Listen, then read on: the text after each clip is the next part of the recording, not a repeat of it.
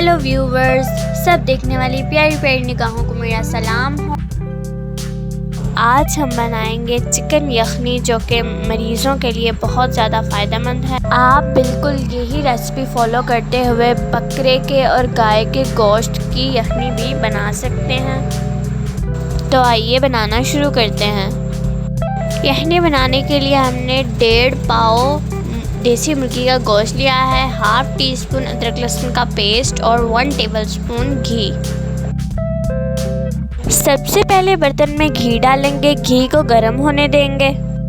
यखनी को ज़्यादा फ़ायदेमंद बनाने के लिए इसे मक्खन या देसी घी में बनाएं।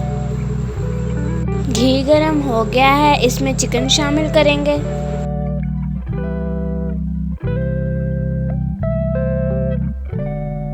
चिकन को 2 मिनट के लिए घी में भून लेंगे।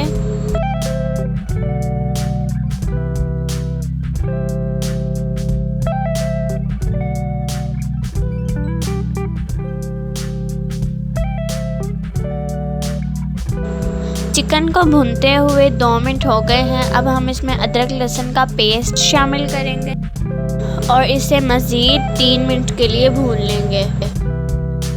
यखनी बनाने के लिए हमने ज़्यादा गोश्त हड्डी वाला लिया है, क्योंकि हड्डी वाले गोश्त से यखनी ज़्यादा फ़ायदेमंद और जायकेदार बनती है।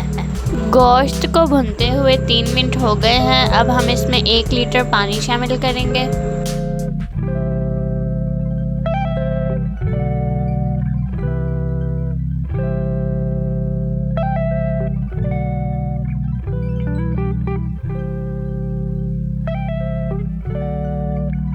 अब इसमें हाफ टी स्पून नमक शामिल करेंगे और इसे ढक्कन लगाकर 45 मिनट तक अच्छी तरीके से पकने देंगे।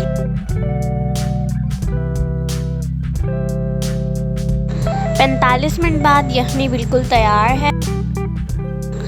अब आप इसमें हस्बे जायका काली मिर्च शामिल कीजिए और इस मज़ेदार और फ़ायदेमंद यखनी को एंजॉय कीजिए।